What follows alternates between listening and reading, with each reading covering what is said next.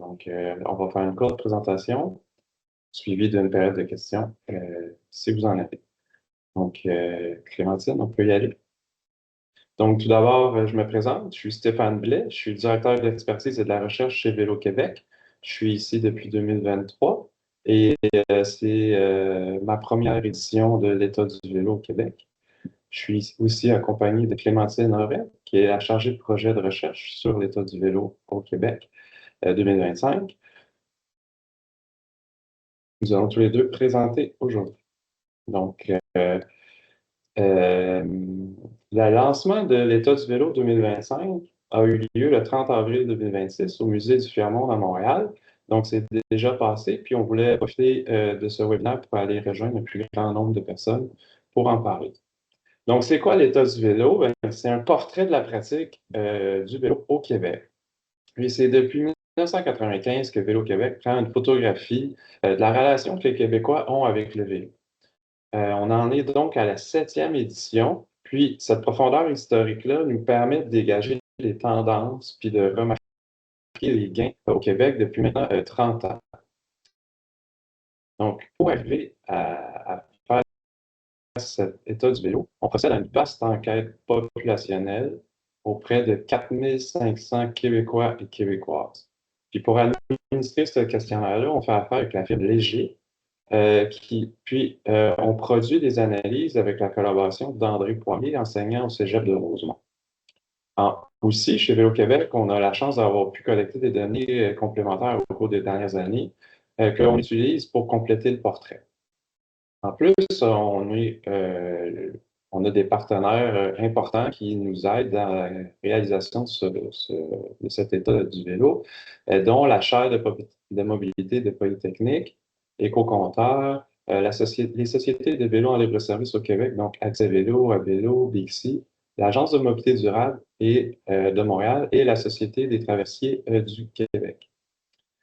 On le fait à l'échelle provinciale, mais aussi à l'échelle des municipalités. Donc, pour l'édition 2025, il y a 8 municipalités qui ont participé. Il y a les villes de Montréal, Laval, Trois-Rivières, Gatineau, Lévis, Sherbrooke, Québec et Saguenay. On vise la fin de l'été, plutôt fin septembre, début octobre, pour une tournée de lancement dans ces différentes municipalités-là. Donc, ça va vraiment être un portrait plus micro sur chacune des municipalités pour voir l'évolution de la pratique du vélo dans leur milieu. Donc, je cède la parole à Clémentine pour la suite de la présentation. Parfait.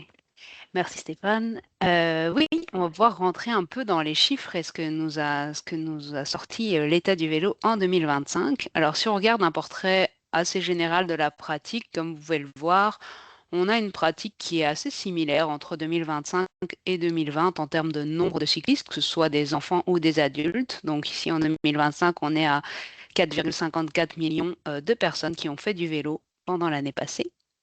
Ces cyclistes, on a pu les répartir en différentes catégories en fonction de leur pratique, que ce soit est-ce qu'ils roulent toute l'année. Ça correspond quand même à 3% des Québécois qui roulent toute l'année, donc une part quand même non négligeable de la population.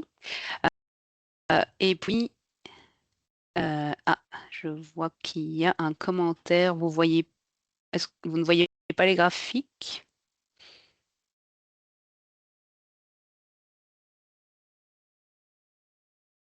Ah, ok. Ok. Il semblerait que vous les voyez. Parfait. Et très bien. Merci beaucoup pour les réponses. Donc oui, une part non négligeable de la population qui fait du vélo tout l'hiver et puis le reste qui fait du vélo à la belle saison, c'est-à-dire au printemps, en été et à l'automne, de manière plus ou moins fréquente. Quand on parle ici de fréquence, c'est plus de 3 fois par semaine. Donc quand même 11% des Québécois qui ont du vélo plus de 3 fois par semaine pendant la belle saison.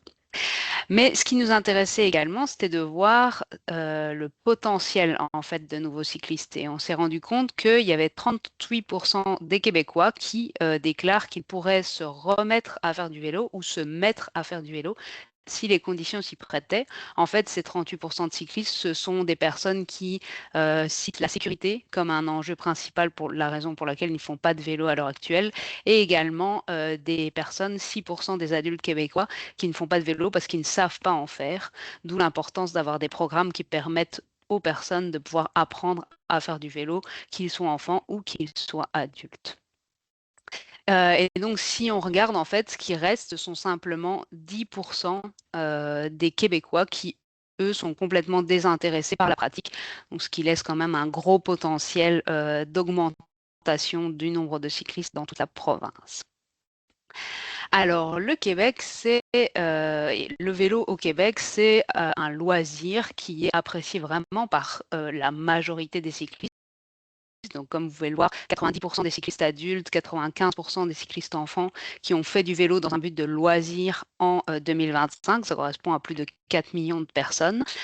Et ces cyclistes, ils font aussi bien des balades en famille que du vélo de route, donc des pratiques assez classiques, mais également du vélo de gravel, du vélo de montagne et du fat bike, donc des pratiques un peu plus hors route. 40% des cyclistes qui ont fait du vélo hors route en 2025, c'est une augmentation de 24% par rapport à 2020.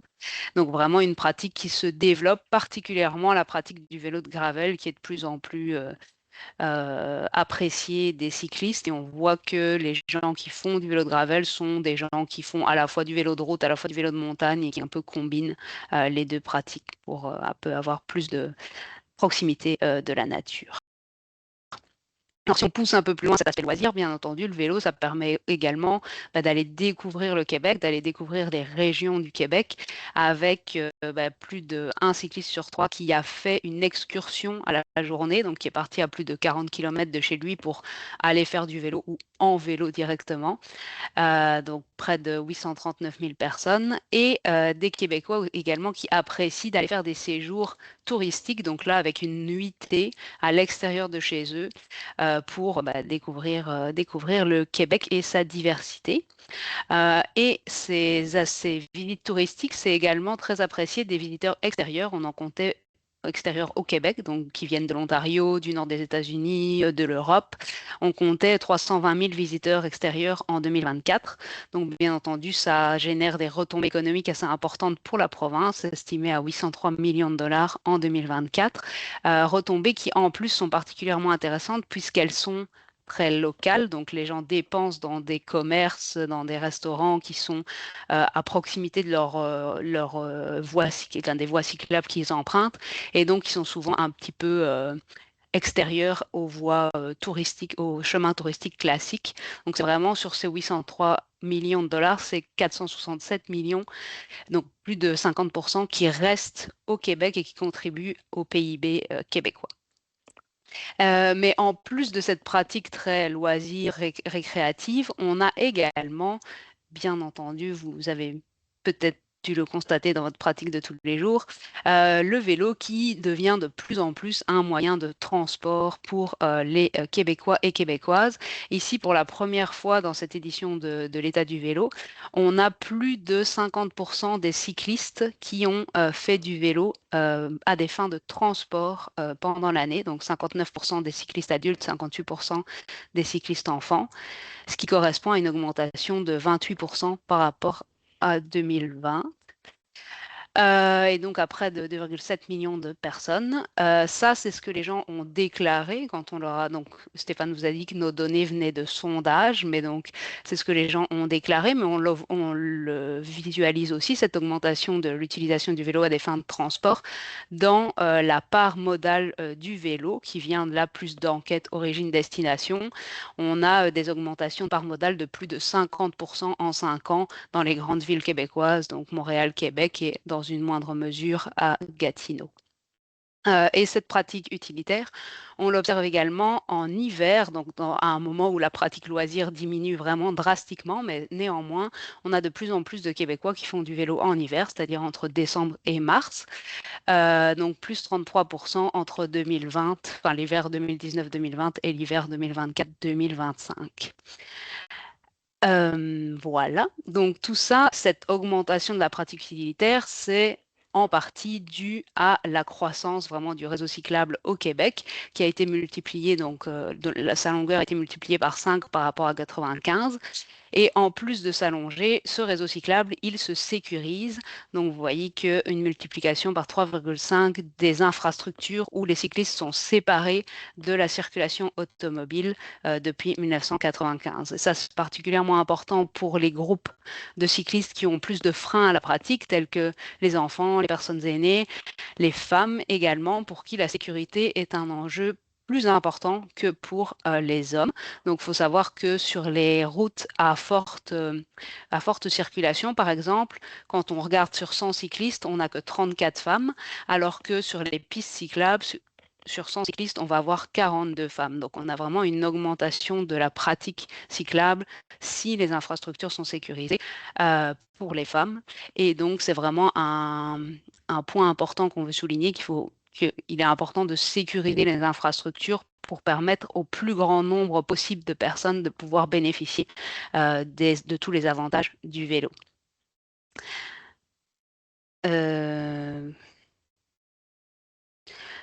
OK.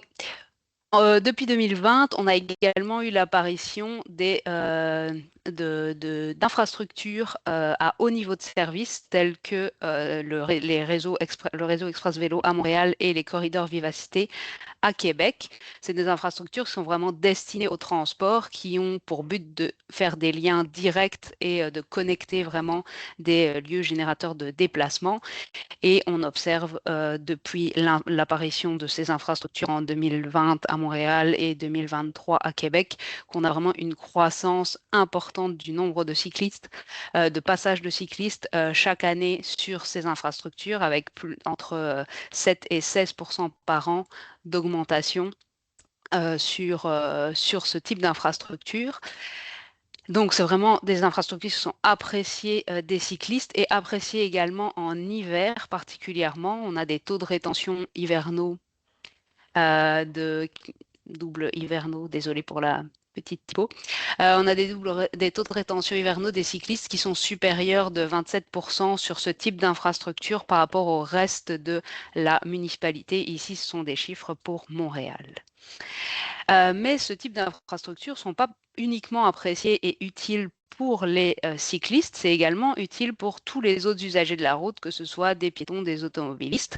Ici, on vous donne quelques exemples de ce qui s'est passé après l'installation du REV Saint-Denis sur la rue Saint-Denis et du CVC sur le chemin Sainte-Foy, où vu que les rues, la vitesse des voitures a légèrement diminué, leur débit également un petit peu. Donc, ça a permis de rendre les rues plus calmes, plus agréables pour les riverains, mais également pour les piétons qui y passaient. Donc, on a vu des augmentations de la fréquentation piétonne sur ces rues après l'installation des infrastructures. On a également vu des aspects positifs pour les commerces avec des augmentations des taux d'occupation des commerces sur le REV Saint-Denis et augmentation des ventes sur la première année sur le CVC Sainte-Foy après l'installation donc du CVC. Mais l'infrastructure cyclable, c'est pas le seul levier pour augmenter la pratique et clairement juste des infrastructures cyclables, c'est pas suffisant non plus, mais Stéphane en reparlera.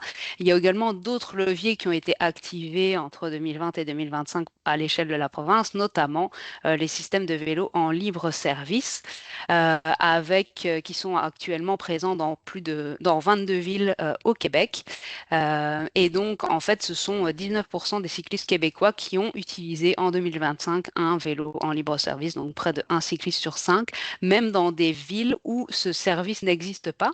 Donc, c'est vraiment des services qui sont utilisés par les locaux, mais également par des gens qui viennent en visite dans la ville. D'ailleurs, il faut savoir que 26% des utilisateurs uniques de Bixi sont des touristes étrangers au Canada.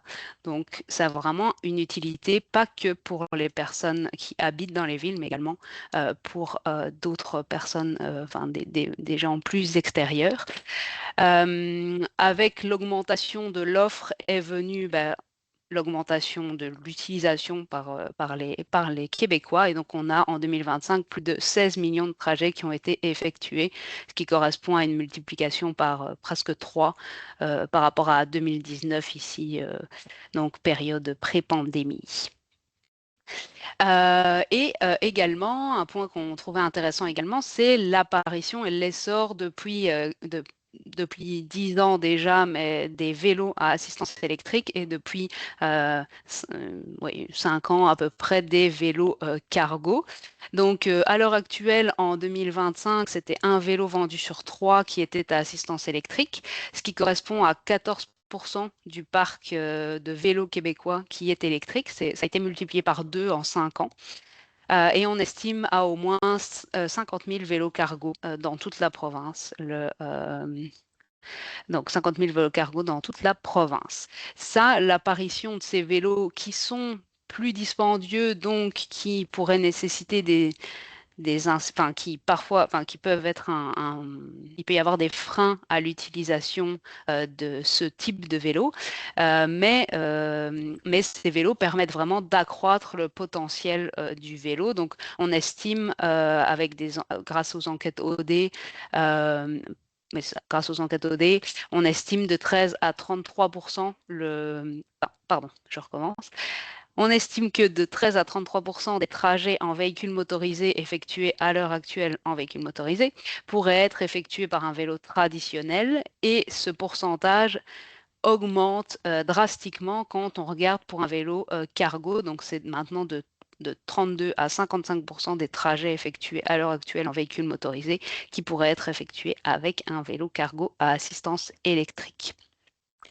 Donc ça comprend le transport de marchandises, des distances seuil qui ont été un petit peu allongées par rapport au vélo traditionnel.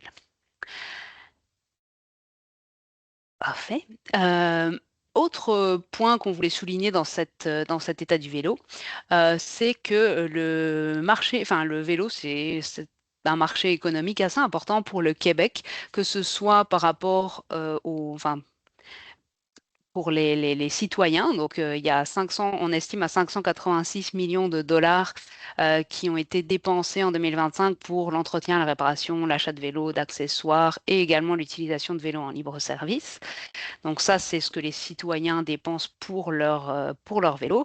Mais il y a également une industrie qui est relativement importante au Québec, avec 110 millions de dollars qui ont été dépensés par les industriels et les détaillants, donc les détaillants dans toute la province. En fait, il y a 50 fabricants de vélos, de pièces et d'accessoires au Québec. Il y a presque 200 détaillants, ce qui fait que le Québec est la première province avec le plus de vendeurs de vélos au Canada. Et ça soutient 2400 emplois, donc une industrie qui est quand même relativement importante dans la province. Alors, je vais finir mes slides de chiffres avec quelques mythes qu'on a voulu briser dans cette édition de l'état du vélo pour, euh, pour lancer peut-être la discussion par la suite. Mais donc, on a voulu montrer que le vélo, c'était pas seulement utile pour les jeunes en bonne santé. En fait, c'est utilisé par toute la population. C'est vraiment une aide. Ça peut être une aide. Ça peut être vu par certains comme une aide à la mobilité. Donc, il y a 42% des personnes aînés, donc plus de 55 ans, qui ont fait du vélo en 2025 et c'est la tranche d'âge qui a le plus augmenté avec le temps depuis qu'on regarde en 1995. On a également sondé les personnes qui avaient des enjeux de mobilité et pour un tiers d'entre elles, en fait, le vélo s'est vu comme une solution de mobilité au même titre que la marche. Pas besoin d'un vélo à assistance électrique, pas besoin d'un vélo adapté, même un vélo classique peut complètement les aider à se déplacer plus facilement ou aussi facilement que la marche. De même, par rapport aux infrastructures cyclables, qui parfois sont un petit peu un enjeu un peu plus délicat, en fait, 85% des personnes avec des enjeux de mobilité déclarent que les infrastructures cyclables ne rendent pas leur déplacement plus difficile. Il y en a même qui ont leur déplacement qui est facilité, par exemple, si elles peuvent utiliser une infrastructure cyclable au lieu de la route pour se déplacer, par exemple, en triporteur, en quadriporteur. On a aussi souvent tendance à opposer les cyclistes au reste de la population, au reste des usagers, mais on a voulu montrer ici que les habitudes de transport des cyclistes sont assez classiques aux habitudes des autres Québécois. En fait, 93% des cyclistes adultes possèdent un permis de conduire. 87%, comme vous pouvez le voir, sont propriétaires d'une voiture et 68% des cyclistes adultes utilisent leur voiture plus souvent que leur vélo. Donc clairement, les cyclistes sont pas un groupe de la population différent des autres. C'est juste qu'au moment où ils utilisent leur vélo, bah, ils choisissent un outil de mobilité parmi d'autres pour se déplacer. Voilà, je passe la parole à Stéphane. Merci Clémentine. Ça fait beaucoup de chiffres, là. Si on veut récapituler un peu, là, c'est quoi ce qu'on retient de cette édition-là? Ben, la pratique générale du vélo est stable, puis elle apporte des retombées économiques, comme on a pu voir. Mais on aperçoit certains signes sur quoi il faudrait travailler dans les prochaines années. Donc, on a vu une baisse de fréquentation de la pratique chez les enfants. Ils font pas moins de vélo, mais ils en font moins souvent. Donc, il y a des enjeux ici liés à la santé, sur comment les enfants ils bougent moins. Puis ça, c'est une tendance qu'on voit au niveau mondial. Mais le vélo pourrait être un outil intéressant là, pour ramener les jeunes à bouger un peu plus souvent dans la semaine. Puis aussi, il y a la réduction de la pratique chez les femmes. Donc, on observe une tendance que les femmes pratiquent moins le vélo, de moins en moins de vélo. Et ça, les différentes barrières qui doivent être levées, ben, c'est la sécurité des infrastructures, puis un réseau cyclable qui mène aux différents services nécessaires. Aussi, la pratique du vélo, notamment à des fins de transport. Puis maintenant, à toute l'année, ça progresse fortement depuis plusieurs décennies. Ça témoigne de l'impact des investissements et des actions qui ont été soutenues en faveur du vélo à travers le Québec. Puis c'est pas le fruit du hasard, puis on peut pas prendre ça pour acquis. Puis comme Clémentine l'a nommé, au final, il n'y a que 10% de la population qui n'est pas intéressée à la pratique du vélo. Le nombre de personnes qui souhaitent se mettre au vélo est important. Alors, comment on fait pour aller chercher ces personnes-là puis lever les freins à la pratique? Bien, ça repose sur une approche globale et puis cohérente qui doit être soutenue en actionnant quatre leviers. Le premier levier sur lequel on pense qu'il faut agir, c'est le réseau cyclable sécuritaire. Il doit être continu, entretenu, confortable. Il faut connecter aux autres offres de transport disponibles dans les différentes municipalités. Le second levier, ça repose sur l'encouragement, la promotion de la pratique, l'accessibilité à des systèmes de vélo en libre service, développement touristique, des événements, des incitatifs. Donc, voir le vélo, profiter du vélo, voir que c'est pas farfelu de faire du vélo, c'est quelque chose qui peut être ancré dans le quotidien pour t'aider dans ta mobilité. Euh, le troisième levier, ça concerne plutôt l'éducation. Donc, on a parlé d'une baisse de pratique chez les enfants. Donc, former les enfants. Donc, il y a des programmes comme Cyclistes avertis chez Vélo-Québec qui va dans les écoles former les jeunes à leur apprendre à comment se tenir sur un vélo, comment se comporter, pour découvrir la joie et la liberté comme ce mode de transport-là à travers leur ville. Aussi, pour pas négliger, pour des adultes, il y a le programme Tout à vélo chez Vélo-Québec qui va former les femmes dans la pratique du vélo pour leur amener un peu plus d'autonomie à celles qui le souhaitent. Ensuite de ça, il faut évaluer. Donc, il faut s'appuyer sur des données probantes. On voit ici l'importance d'un portrait comme on fait aujourd'hui à tous les 5 ans pour voir l'évolution puis comment ajuster nos politiques. Puis aussi, il y a l'importance de compter les passages, de planifier le réseau à partir des plans et politiques qui seraient réalistes, qui poussent à l'action, puis se concrétisent rapidement.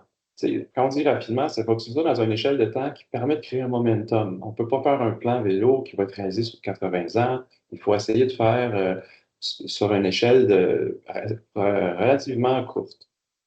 Ce qui lie tout ça ensemble, là, c'est vraiment une notion d'équité.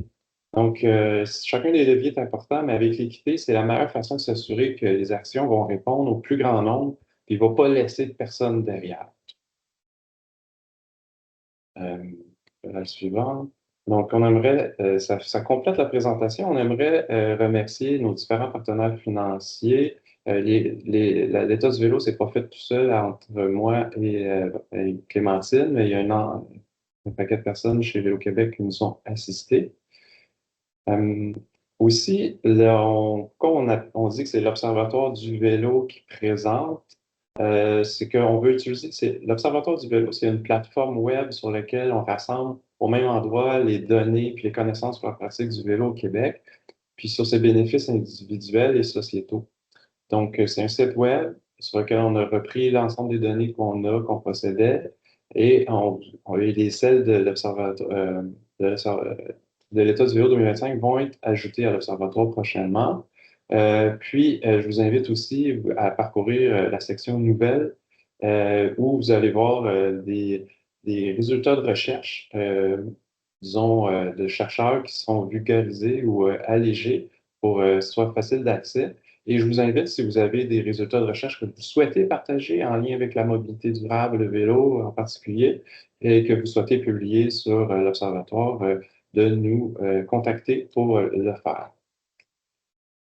Ensuite de ça, je vous invite tous à notre fameux colloque qui va se tenir cette année du 19 au 21 octobre à Montréal, au Centre Mont-Royal.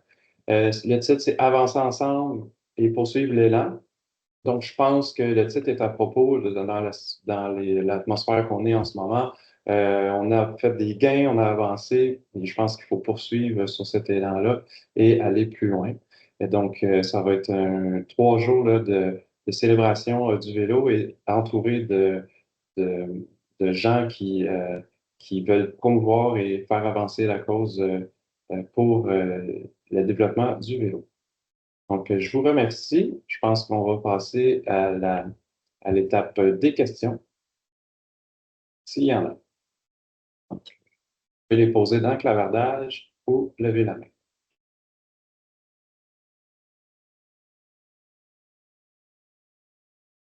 Je vois M.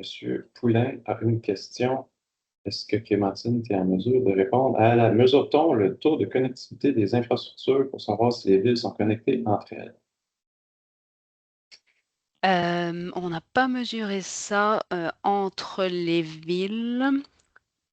On compte le mesurer. Donc, comme Stéphane vous a dit, on va avoir des versions aussi municipales. Donc là, on va le mesurer par ville, mais entre les villes, ça, on l'a pas. Non, ça, le seul truc qui connecterait les villes de ce qu'on aurait dans l'état du vélo à l'heure actuelle, c'est plus tout ce qui est route verte, donc la colonne vertébrale du réseau cyclable à l'échelle provinciale, qui quand même connecte enfin, qui passe dans une municipalité sur trois au Québec, donc qui est quand même assez importante pour justement connecter les villes entre elles, mais sinon, non, on n'a pas d'autres analyses, on n'a pas effectué d'autres analyses à ce propos-là. Merci. On vient d'écrire que les questions sont par écrit seulement. Donc, si vous avez des questions, inscrivez-les dans le clavardage. Donc, Jérôme, il fait une constatation. Un cycliste sur 5 égale environ 12% de la population. J'imagine que ça a un lien avec une slide en particulier. Bah, c'est ça, là, on a donc 52% de la population qui fait du vélo, ouais, 52 divisé par 5 là, à peu près 12% de la population adulte qui a fait du vélo en libre service, j'imagine, Jérôme, pour cette stat. Donc, ouais, c'est ça, quand même assez important, là, une personne sur 10. On a Anne Vierge qui demande comment expliquer la baisse du vélo chez les femmes. Donc, c'est la pratique du vélo chez les femmes. Cette baisse est de combien? Oui, ben en fait, hop, hop, hop. Ce qu'on voit surtout, c'est chez les hommes, ça continue, ça augmente d'année en année, d'édition en édition. La pratique augmente un petit peu. J'ai plus les chiffres exacts en tête, mais on a ici en 2020 63% des hommes qui ont fait du vélo contre pop, pop, pop, 42% des femmes. 42% des femmes. Donc chez les femmes, ça a un peu, on était autour de 47% en 2020, donc ça a un peu diminué. C'est revenu à un niveau comme en 2010, 2005. Je pourrais peut-être, Anne, te donner plus de détails exacts par courriel. Mais oui, c'est ça. On voit, en fait. ce qui fait que la disparité entre hommes et femmes augmente au fur et à mesure depuis 2015. Donc, est en train d'augmenter simplement parce que la pratique chez les hommes est en augmentation, alors que la pratique chez les femmes est en légère diminution. Mais je pourrais te revenir par courriel parce que je pense que j'ai ton courriel avec des chiffres un peu plus précis là-dessus. Par rapport à l'explication, Stéphane, je ne sais pas si on a... c'est un peu... malgré la sécurisation du réseau, on Ben, voit cette petite diminution là, oui. je l'ai dit tantôt, là, on peut remarquer sur certains axes câbles qu'il y a moins de femmes sur certaines infrastructures, puis plus quand c'est sécurisé à des hauts Mm. niveaux de service tels que les CBC ou les REV. Donc, il y aurait peut-être quelque chose à voir. Au-delà de la sécurité puis du confort, je crois que si le réseau mène à euh, de- des destinations pratiques, ça va aider aussi, favoriser le déplacement chez les femmes. Mm. Un point, donc en fait on traite de tous ces aspects-là en pages 7 et 8 du rapport. Un point qui est peut-être aussi intéressant à remarquer, c'est que dans les personnes, enfin la disparité diminue quand on regarde les personnes qui utilisent un VAE ou les personnes qui transportent des enfants, donc ce qui confirme que que les femmes sont plus souvent en charge de transporter des enfants, ce qui peut les empêcher de prendre le vélo, mais on a quand même certains côtés, c'est ça où la disparité est moins forte. Par contre, dans tout ce qui est sport, tel que vélo de route, vélo de montagne, là, on a clairement une très forte disparité Ouais. entre hommes et femmes. Donc, les chiffres confirment un peu enfin, c'est similaire avec ce qu'on trouve habituellement dans la littérature, mais ouais, ça existe aussi au Québec. Et un point important, c'est que chez les personnes qui ne savent pas faire de vélo, ben, c'est 69% des femmes qui ne savent pas faire du vélo comparativement à 31% des hommes. Ouais, enfin, ouais, c'est ça. Parmi les personnes qui font pas de vélo, qui savent pas faire de vélo, il y en a 69% qui sont des femmes. Ouais, c'est ça. C'est pas 69% des femmes qui savent pas faire de vélo, Non, mais ouais. merci. Non, pas de souci. Donc, Euh, Ariane Desvaires pose la question, quels sont les freins connus à l'usage du vélo? oui, les classiques, hop, hop, hop, toc, toc, je vais vous donner la slide. Ouais, on les donne les cinq principaux, on les donne page 15 du rapport. Donc, on a le fait que les distances soient trop grandes là, pour être parcourues à vélo. On a aussi le trop de choses à transporter. Météo défavorable, risque de vol, nécessité de transporter des enfants et enjeux de sécurité. Donc pour tout ce qui est distance trop grande, trop de choses à transporter, nécessité de transporter des enfants, l'avantage c'est que maintenant, comme il y a des vélos à assistance électrique et des vélos cargo, bah, ça permet un peu de contrer ces freins. Mais donc c'est ça, donc ça va pour me permettre de diminuer l'usage du vélo, enfin d'augmenter l'usage du vélo utilitaire grâce à ce type de vélo. Mais sinon, ouais, ce sont ça les freins au fait de faire plus de vélo.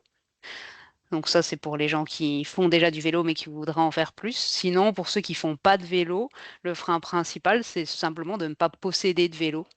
Donc malgré qu'il y a quand même énormément, il y a 6,48 millions de vélos au Québec, mais il y a c'est ça, chez les gens qui ne font pas, qui n'ont pas fait de vélo en 2025, leur frein principal, c'était vraiment de ne pas en posséder, suivi par la sécurité, les enjeux de sécurité, 25% des gens qui n'en font pas à cause d'enjeux de sécurité. Merci, j'espère que ça répond à la question. Et on a Stéphanie Benoît qui pose une question. Très intéressant de constater que les cyclistes sont des personnes comme les autres, petit bonhomme fait hihi, qui possèdent une majorité de voitures et un permis de conduire. Avez-vous des idées pour atténuer la polarisation que suscitent les projets de développement du réseau cyclable dans le discours public? Très bonne question. Comme Donc, une des idées, c'est que la polarisation, c'est que ça amène les discours comme de droite ou de gauche, alors que le vélo, ce n'est pas du tout un outil de gauche ou de droite. En fait, c'est un outil de liberté et qui a un facteur économique important. Donc, si on peut mettre ça en lumière, on va arrêter de polariser. L'autre point qui polarise beaucoup, c'est qu'on est dans une période de gestion du changement. Donc, les gens, tout le monde, dès qu'on commence à vivre, on voit que c'est le moyen de transport le plus populaire, c'est la voiture. On est bombardé de publicités qui parlent de la voiture comme étant un outil de liberté et de facilité. Le jour où tu fais retirer une voie de circulation ou du stationnement sur ta rue ou une rue que tu empruntes fréquemment, ben, ça suscite quand même des interrogations sur le choix, pourquoi ça a été fait. Donc, le changement est brusque pour certains qui ne voyaient pas ça venir. Je pense qu'il faut prendre le temps d'amener les gens dans la gestion du changement. Donc, il faut en parler, faut impliquer la population dans les politiques publiques, les consultations. Pas consulter si une piste cyclable est bonne ou pas, mais consulter sur y a-t-il des ajustements qui peuvent être faits, comment conforter les craintes ou comment, pas conforter les craintes, mais répondre aux craintes que les gens peuvent avoir puis amener le discours de façon positive. Euh, le débat public est quand même assez polarisant dans tout, là, mais je pense qu'il faut faire attention que l'outil du vélo reste un outil particulièrement important pour tout le monde, puis que ça ne devienne pas euh, non plus un sujet de polarisation, parce que je pense que tout le monde peut y trouver son compte. Une personne à vélo, c'est une personne de moins sur les routes ou en voiture. Les gens qui doivent se déplacer en auto peuvent toujours le faire, il ne faut pas non plus les empêcher, mais peut-être qu'il y aurait des restrictions ou des façons qui s'assurent de la sécurité des autres modes de déplacement plutôt actifs.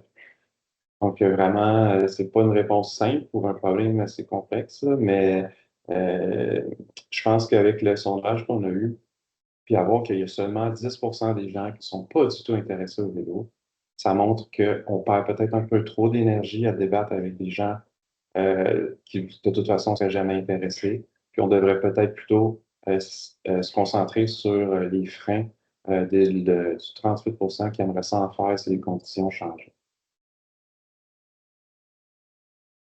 Sais pas si ça répond à la question. L'interaction en webinaire est un peu difficile, mais c'est l'explication que j'ai. Clémentine, tu veux ajouter quelque chose? Non, c'était assez complet. C'est vrai que bah, si je peux, je pense que bah oui, Jérôme est dans la salle là. C'est vrai qu'ils ont pas mal travaillé sur justement comment réussir à présenter les projets de développement pour essayer de parler à tous et à toutes, quel que soit le bord politique, on va dire, ou en tout cas les valeurs qui sont plus importantes pour nous. Donc c'est vrai que c'est pas mal de peut-être diversifier la, la façon dont on peut parler de ces projets pour bah, éviter de parler juste à un seul groupe de personnes, mais Jérôme sera plus à même de parler que ça que moi. Mais oui, c'est ça, essayer de montrer qu'on est tous, on est juste des personnes qui choisissons un mode de transport ou un autre à un moment donné, et pas que c'est le cycliste qui utilise tout le temps son vélo versus l'automobiliste qui utilise tout le temps sa voiture. Non, tous les gens sont, c'est juste un outil parmi une trousse de mobilité, enfin, un outil parmi d'autres dans la trousse de mobilité. Voilà. Ah, merci. Un certain monsieur Léonard, j'imagine que c'est une question sur le vélo de montagne. Est-ce qu'il est prévu de faire des zooms sur des disciplines de la grande famille du vélo et des sous-disciplines comme les VAE? Par exemple, le vélo de montagne est une des activités de plein air préférées des Québécois. Se classe avec le ski alpin et le soccer, selon un état de vélo passé. Est-ce qu'on songe à approfondir l'enquête pour mieux comprendre les pratiquants? Oui, mais en fait, donc Stéphane vous disait tantôt que on se basait dans cet état du vélo sur des analyses qui avaient été faites précédemment chez Vélo Québec, dont ben, en fait un portrait des adeptes en vélo de montagne qu'on a fait en 2023. Donc ici, certains des chiffres qui sont dans l'état du vélo proviennent de ces données, enfin de cette analyse-là. D'autres, on a actualisé par rapport au sondage de 2025, mais là, on a vraiment beaucoup plus creusé justement les adeptes, pourquoi ils font du vélo de montagne, comment, dans quelles conditions, avec qui. Donc ça, Eric, on pourra t'envoyer le lien vers cette étude qui est déjà en ligne sur notre site internet et dont certains résultats sont également sur l'Observatoire du vélo. D'ailleurs, hop, si je reviens à cette page, ben en fait, si vous cliquez, normalement, si vous cliquez sur Observatoire, ça va vous envoyer directement sur le site si j'ai bien configuré mon PowerPoint. Si ce n'est pas le cas, je suis désolée, il suffira de scanner le QR code. Mais donc oui, c'est ça, on a une page complète sur l'Observatoire sur le vélo de montagne où on a sorti des informations de cette étude-là. Donc oui, on creuse les différents sujets via d'autres études entre les états du vélo. Pour le VAE, il y en a une qui va sortir, qui est en cours de rédaction ici avec nos équipes, justement c'est ça, sur l'utilisation du VAE, qui creuse un peu plus, notamment pour des aspects de santé. Mais donc, c'est ça, au fur et à mesure, en fonction des résultats de l'état du vélo 2020, on a décidé de creuser certains sujets entre 2020 et 2025. Et ici, bah, on fera la même chose d'ici l'étude de 2000, enfin, l'état du vélo de 2030, notamment peut-être sur la diminution de pratique chez les femmes, encore à décider. Mais voilà, je t'enverrai, Eric, les liens vers les différentes études, enfin, l'étude de vélo de montagne en tout cas. Bien, merci.